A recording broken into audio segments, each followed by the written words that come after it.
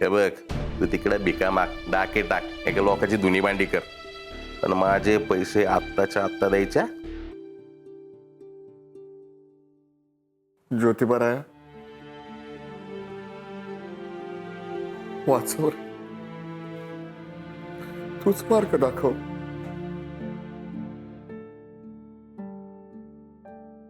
बाबा ते कृपा कर या लेकरावर, शेफ कर या लेकरावर, शेफ कर.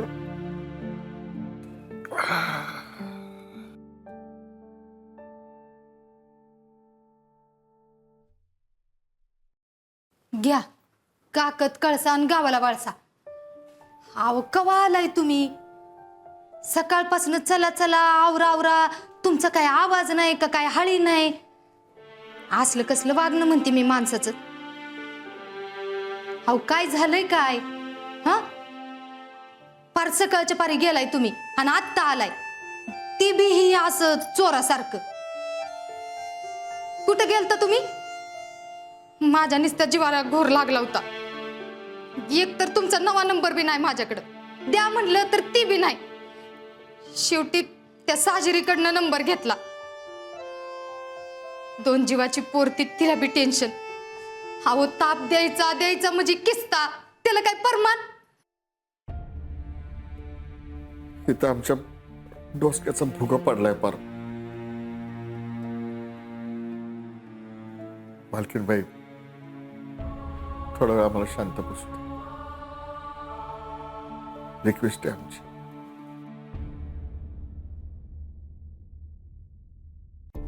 रिक्वेस्ट?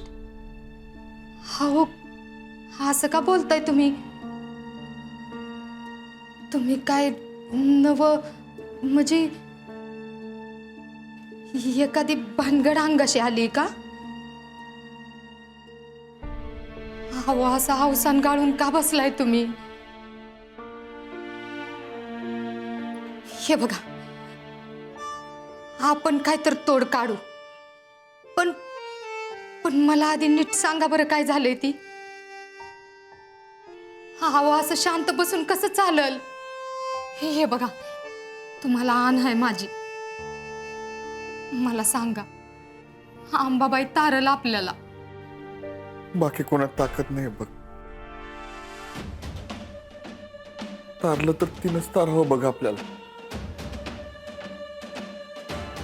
पंजाबरावचा फार बुक्का पडलाय, अगदी चोळामोळा झालाय बघ.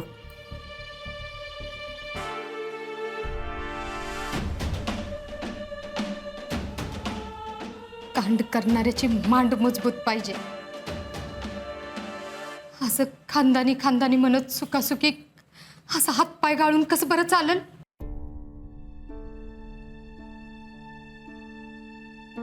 काय सांगू कल्याणी तुला, पुरा का पुरा बाद झालोय. चक्क माणसात उठलंय बघ. आपल्याला माहितीये हा माणूस मुलखाचा चॅप्टर आहे पंजाबराव. कधी आडवी, कधी आडीच, कधी तिरकी. सरळ चाल कवा चाललाच नाही बघ. पण म्हणूनच घरावरचं प्रत्येक विघ्न जिगरानं परतवत आलाय बघ. मोठ्यातल्या मोठ्या प्रॉब्लेमला फाटा मारून वाट काढत आला. लग्नाची पोरगी लग्नाच्या आदल्या दिवशी पळून गेली, पण धीर नाही का चला. पण आता जे वाढून ठेवलंय त्याच्यातनं कसा मार्ग काढावं काय कळत झालंय.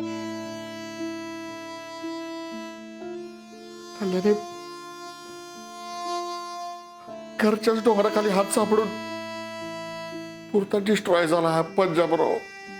अहो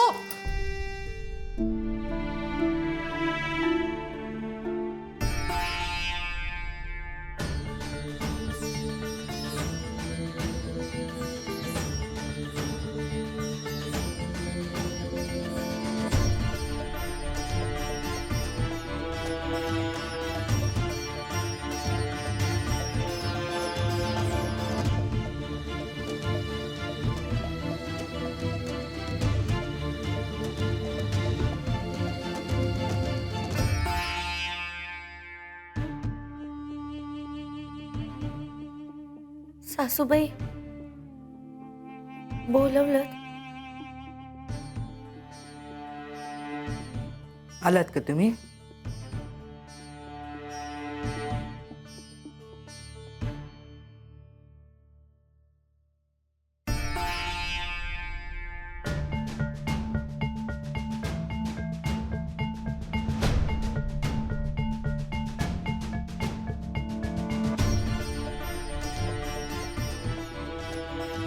रणजितराव कुठे आहेत?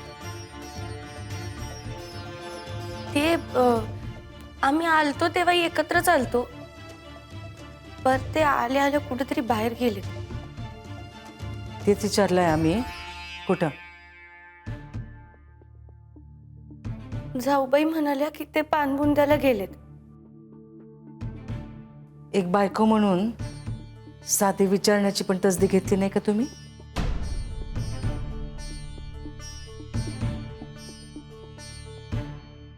नाही तसं नाही, पर आम्ही येताना सोबत आलो तेव्हा पण ते काही बोलले नाही. मग घरात असताना पण ते काही बोलले नाही. मला जर आयडिया असते की नाही तर मी विचारलं असतं त्यांना, पर ते जाताना जाऊबाईंना सांगून गेले की पानबुंद्याला जातोय असं. ते कळलं. पानबुंदीला कशाला गेली रणजितराव?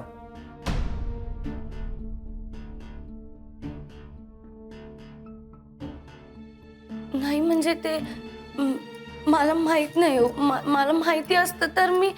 पानबुंद्याला कशासाठी गेलेत रणजितराव?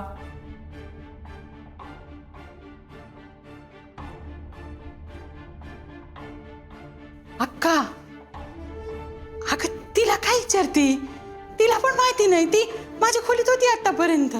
म्हणजे तिलाही न सांगता गेलाय तो. आता तो आला ना की कान पकडून विचार त्याला. असं का? अर्धांगिनी येत नाही या? मग आपलं अर्धांग कुठं माहीत असायला नको? माहीतच ना, मस्त आहे. हे जरा आतीच आहे तुझं. नाही म्हणजे दाजी काय तुला प्रत्येक गोष्ट सांगत होते का? Each and everything. बेबी,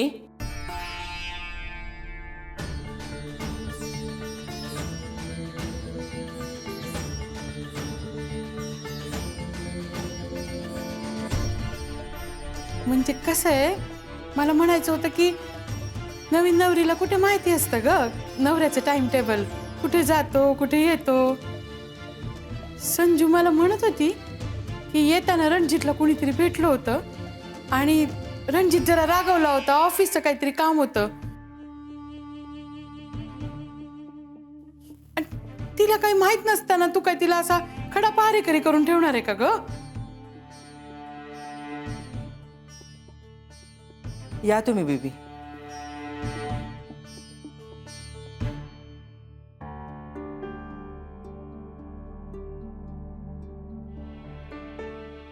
येते.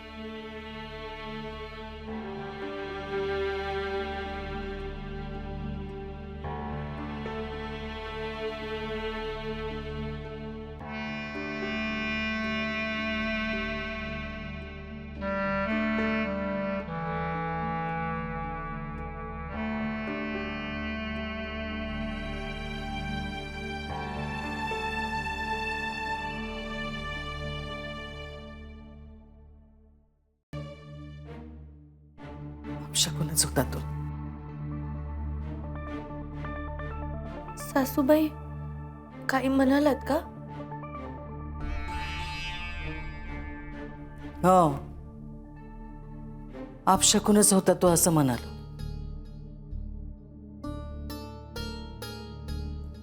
लग्नाची बोलणी करण्यासाठी पानबुंद्याकडे निघालो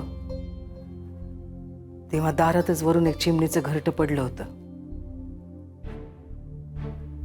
अस्ताव्यस्त.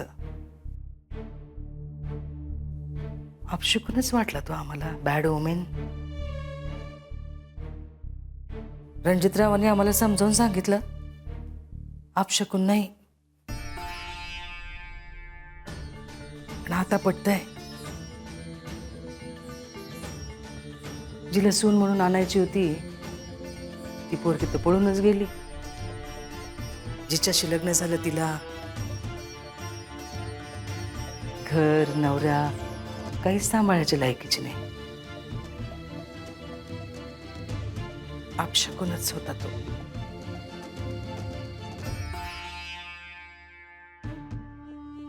असं काहीच न कळल्यासारखं मख्खपणे उभं राहिलेलं आम्हाला तर अजिबातच आवडत नाही.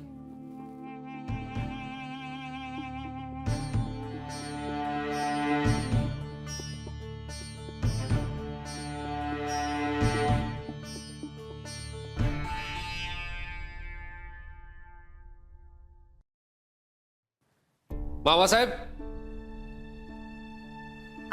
अगं बाई, धाकलं जावय बापू. आहो आहो, धाकलं जावय बापू आलेत बघा. जावय बापू, अहो तुम्ही फिरायला गेलता नव्ह का? आणि मग असं अचानक कस काय आला? संजीवी आली काय? नाही नाही, समजा नीट आहे नव? संजू अगदी व्यवस्थित आहे, काही काळजी करू नका. अहो तसं नाही, मला फक्त तिचीच काळजी नाही. बर तुम्ही बसा, मी तर चहा ठेवती. नाहीतर एक काम करा, आता तुम्ही जेवणच जावा. हा नाही मामी, नको. ऍक्च्युली मला फक्त मामासाहेबांशी बोलायचंय. हा बोला की. हा तुम्ही काय आम्ही काय काही वेगळे आहे का? बोला बोला. वय बोला की. मामी साहेब, तुमची हरकत नसेल तर आम्ही दोघंच बोलू का जरा?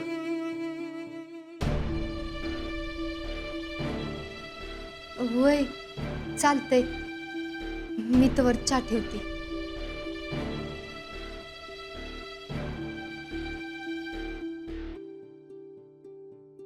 या बस.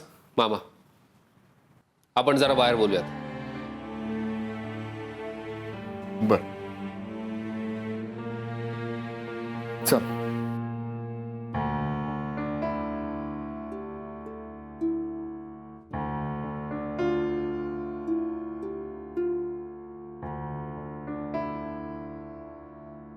रणजितराव, एवढ्या बाहेर प्रायव्हेट मध्ये? मामासाहेब, माझा एकच प्रश्न आहे.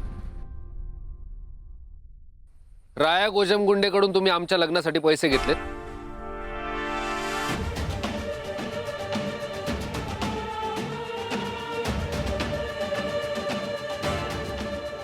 आमच्या लग्नासाठी तुम्ही राया गोजमगुंडेकडून पैसे घेतले होते का?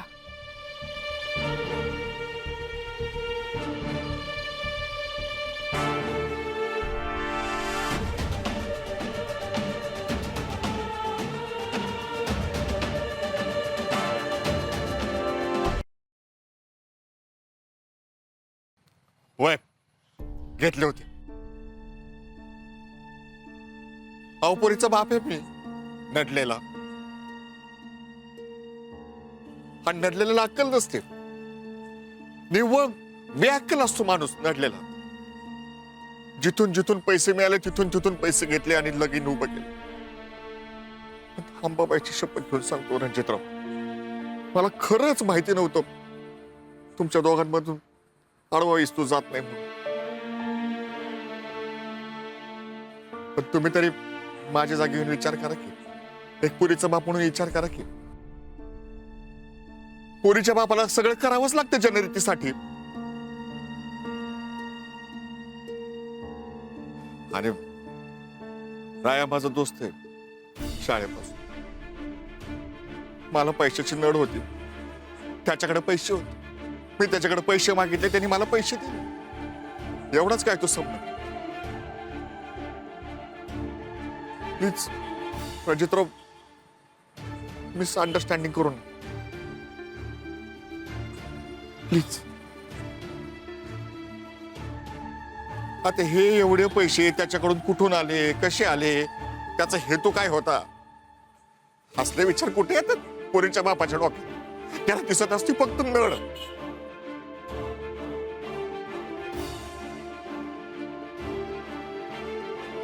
आणि ज्योतिबाची शपथ घेऊन सांगतो, मी तुम्हाला गंडवलं फसवलं नाही. फक्त पोरीच्या बापाने चुकीच्या माणसाची हेल्प केली आणि ते तुम्हाला सांगितलं नाही. कसं सांगणार हो? कुठल्या तोंडाने सांगणार तुम्हाला? इथे आमच्या मागे 1760 भानगडी चालू.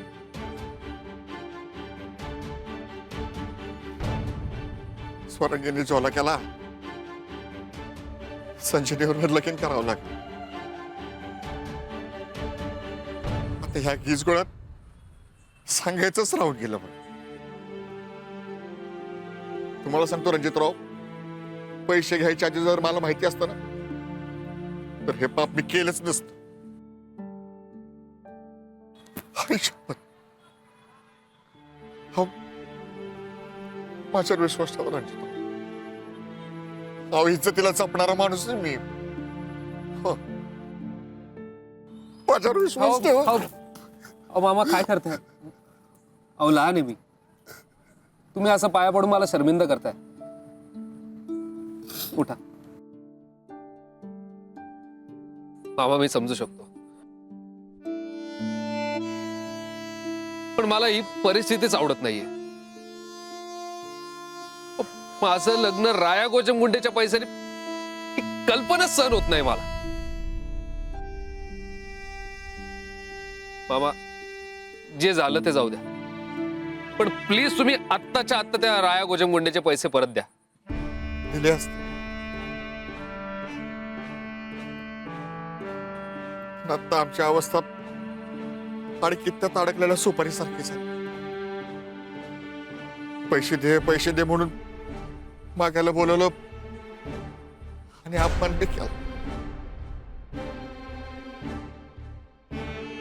हो, आता जर खायला पण पैसे नाहीत, एवढी रक्कम कुठून देऊ? हे सगळं वैभव दिसतंय, सगळ्यात पोकळ दारात हत्ती चोलायचे गेले ते दिवस. आता अंबाऱ्या सांभाळतोय आम्ही. रंग उडाला. पण तुम्ही काळजी करू नका, आम्ही स्वतःला ऐकू, पण त्या राया गोजमगुंडेच्या तोंडावर पैसे फेकून मारू. हा, सगळी सोंग आणता येतं तो, पैशाचा सोंग नाही आणता येत. पण तुम्ही काळजी करू नका, आम्ही जोड करतोय. फक्त एक रिक्वेस्ट,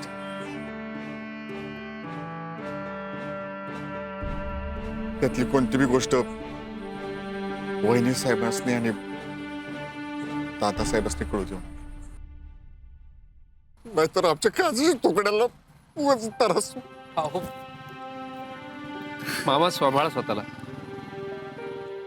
मामा प्लीज एक लक्षात घ्या, तुम्ही अजिबात एकटे नाही आहात. आपण मिळून मार्ग काढू यातून. प्रॉमिस. आणि मामींना सांगा पुढच्या वेळी येईन त्यावेळी नक्की चहा घेईन. येऊ. काळजी घ्या.